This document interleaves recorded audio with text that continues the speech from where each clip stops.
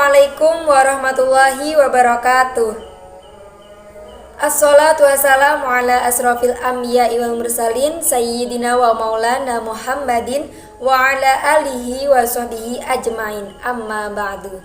Yang terhormat kepada Ibu Siti Khairun Nisa, SPDI MPD, selaku dosen mata kuliah pembelajaran Akidah Akhlak MI atau SD, dan tidak lupa teman-temanku kelas PGMI 4D yang berbahagia. Di sini kami dari kelompok 13 yang akan membahas materi tentang pembelajaran Akidah Akhlak MI, aspek akhlak. Dan di sini perkenalkan saya Alvina Ayu Rosida dengan nomor induk mahasiswi 1262052022128 yang akan bertugas sebagai pembuka materi pada presentasi kali ini. Nah, tentunya saya juga tidak sendiri untuk berpresentasi pada kali ini karena nantinya saya akan ditemani oleh rekan-rekan saya yang akan melanjutkan penyampaian materi pada presentasi kali ini. Nah, rekan-rekan saya diantaranya ada Kak Diva Aulia Firanda, Kak Awin Tamahasan, dan Kak Husnul Mutamimah. Materi yang pertama yaitu materi tentang membiasakan adab ke kamar mandi. Jadi teman-teman semuanya, sebelum kita masuk ke kamar mandi, alangkah lebih baiknya kita membaca niat terlebih dahulu. Nah, niatnya seperti apa? Niatnya Bismillahirrahmanirrahim. Allahumma inni a'udzubika minal khubuthi wal khaba'ith. Artinya, ya Allah, aku berlindung kepadamu dari godaan setan laki-laki maupun setan perempuan. Nah, sebelum masuk ke kamar mandi, setelah kita membaca niat, kita melangkah dengan kaki kiri terlebih dahulu. Setelah itu, kita masuk ke kamar mandi. Nah, sambil membaca niat dan melangkahkan kaki ke kamar mandi, dan di dalam kamar mandi kita tidak boleh membaca ayat-ayat atau ayat-ayat Al-Quran atau kalimat-kalimat thayyibah yang menyebut Allah. Karena apa? Karena di tempat atau kamar mandi itu adalah tempat yang najis dan kotor, di mana di situ setan banyak sekali dan senang berada di kamar mandi karena tempatnya najis dan kotor. Nah, setelah keluar dari selesai atau sudah menyelesaikan buang hajat ataupun buang air kecil, maka kita sebelum keluar, sambil keluar kita dianjurkan untuk membaca doa lagi. Doanya seperti apa? Doanya Bismillahirrahmanirrahim. Ghufranaka Allahumma inni adhaba anil adha wa afani. Yang artinya, ya Allah, aku memohon ampun kepadamu. Segala puji milik Allah yang telah mengeluarkan kotoranku dan yang telah menyejahterakan. Seperti itu. Materi yang kedua yaitu materi tentang membiasakan adab berpakaian. Jadi, kita sebagai seorang muslim dan muslimah, kita dalam berpakaian itu juga memiliki adab. Nah, adabnya apa dalam berpakaian? Adab dalam berpakaian yang pertama yaitu kita harus menutup aurat. Entah itu laki-laki ataupun perempuan, kita harus menjaga aurat dan menutupnya. Dan yang kedua, adabnya apa? Tidak memakai pakaian yang ketat. Yang ketiga, kita tidak memakai pakaian yang transparan. Kalau memakai pakaian yang transparan, itu berarti kita membuka aurat kita untuk orang lain. Yang keempat, tidak menyerupai laki-laki. Jika kita seorang muslimah, seorang perempuan, kita tidak boleh berpakaian yang menyerupai laki-laki. Pun sebaliknya, jika seorang muslim laki-laki dia berpakaian, dia tidak boleh menyerupai seorang perempuan. Yang kelima, kita harus membaca doa. Tidak harus tetapi dianjurkan. Doanya dalam berpakaian seperti apa? Doanya Bismillahirrahmanirrahim. Allahumma inni as'aluka min khairihi wa ma khairul lahu wa a'udzubika min syarrihi wa syarri ma huwa lahu. Yang artinya, ya Allah, aku berlindung kepadamu dari kebaikan pakaian yang aku kenakan ini dan pakaian yang ada di dalamnya.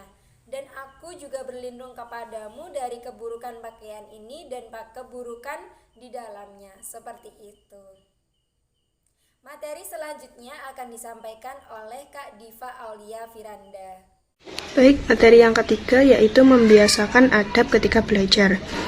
Yang pertama, memiliki niat yang lurus. Kemudian yang kedua, memberikan salam kepada guru dengan sopan dan santun.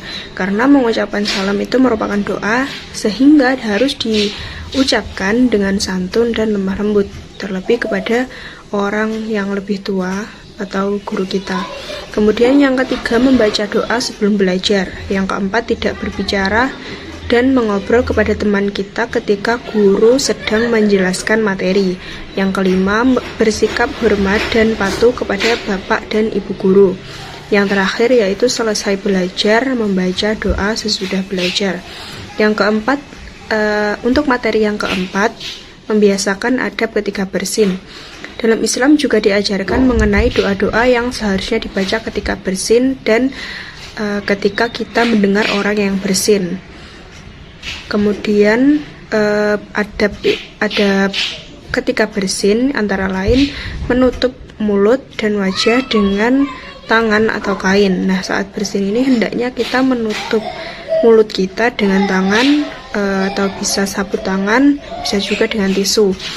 Kemudian yang kedua, merendahkan suara saat bersin. Nah, saat bersin ini alangkah baiknya kita tidak terlalu melepaskan suara sehingga dapat mengganggu kenyamanan orang lain. Yang ketiga, membaca hamdalah. Dianjurkan oleh Rasulullah SAW untuk membaca hamdalah setelah bersin. Yang keempat, berdoa ketika mendengar orang lain bersin. Jika ada seseorang di sekitar kita bersin dan beliau mengucapkan hamdalah, maka kita sebagai pendengar dianjurkan untuk membaca yarhamukallah, yang artinya semoga Allah memberi rahmat kepadamu. Materi yang kelima, membiasakan adab ketika menguap. Menguap biasanya terjadi jika rasa kantuk telah menguasai diri seseorang. Bagi sebagian orang, membuka mulut lebar-lebar saat menguap merupakan hal yang biasa, bahkan hingga mengeluarkan suara yang keras. Tapi bagi umat Islam, menguap bukanlah masalah yang sepele. Seorang muslim harus memperhatikan sikapnya saat menguap, karena Islam telah mengajarkan adab saat seseorang menguap sebagaimana dianjurkan oleh Rasulullah SAW. Yang pertama, saat menguap hendaknya ditahan. Menurut Rasulullah SAW, menguap adalah perbuatan yang berasal dari setan. Yang kedua, saat menguap tidak mengeluarkan suara yang keras. Bahwasannya jika menguap hendaknya menahan suara agar tidak keluar, karena jika saat menguap mengeluarkan suara, maka setan akan tertawa. Yang terakhir, menutup mulut dengan tangan saat menguap. Hal ini bertujuan agar mulut tidak terbuka. Saat manusia menguap dengan mulut terbuka akan terlihat buruk dan saat itu juga setan akan masuk. Untuk materi yang keenam yaitu tentang membiasakan adab ketika makan dan minum. Seluruh perilaku manusia sudah diatur dalam Islam, termasuk adab makan dan minum seorang muslim. Hal ini diatur bukan hanya perihal norma kesopanan antar manusia, tetapi juga berkaitan dengan kesehatan. Adab makan dan minum sudah tertulis di dalam Al-Quran dan diajarkan melalui Rasulullah SAW. Sebagai umat muslim, alangkah baiknya mampu mempraktikkan adab-adab yang telah dicontohkan dengan benar. Yang pertama, mengkonsumsi makanan-makanan yang halal. Yang kedua, mencuci tangan. Yang ketiga, membaca bismillah sebelum makan dan menggunakan tangan kanan. Yang keempat, tidak mencela makanan.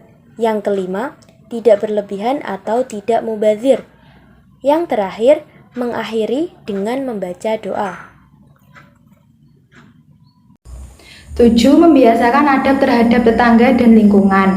Tetangga merupakan saudara terdekat yang ada di kehidupan, layaknya seperti saudara sendiri.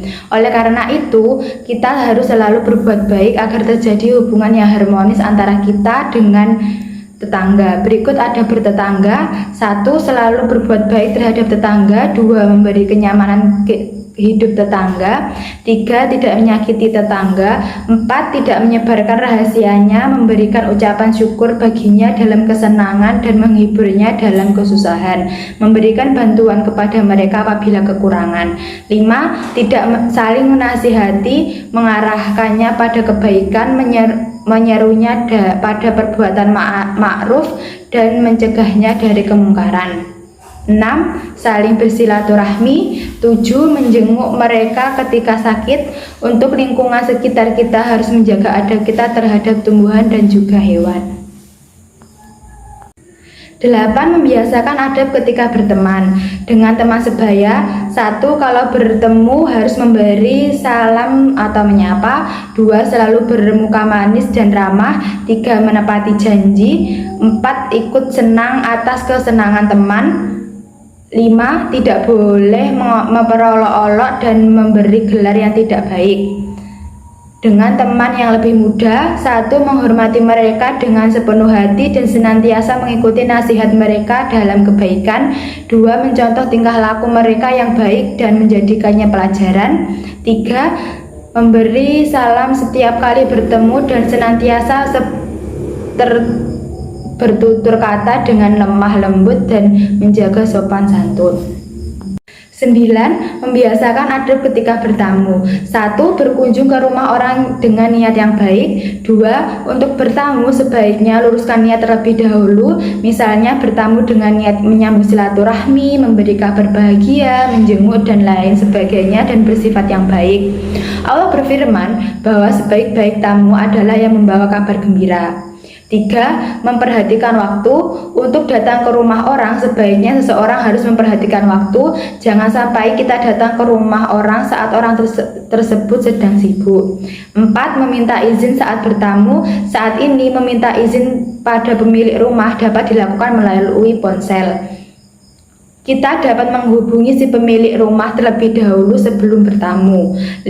Berpakaian sopan. Dalam Islam, seseorang diwajibkan untuk menjaga busananya. Maksud dari menjaga busananya adalah menjaga kebersihan dan kesopanannya. Jangan sampai memperlihatkan aurat yang tidak sepantasnya diperlihatkan pada orang yang bukan mahramnya.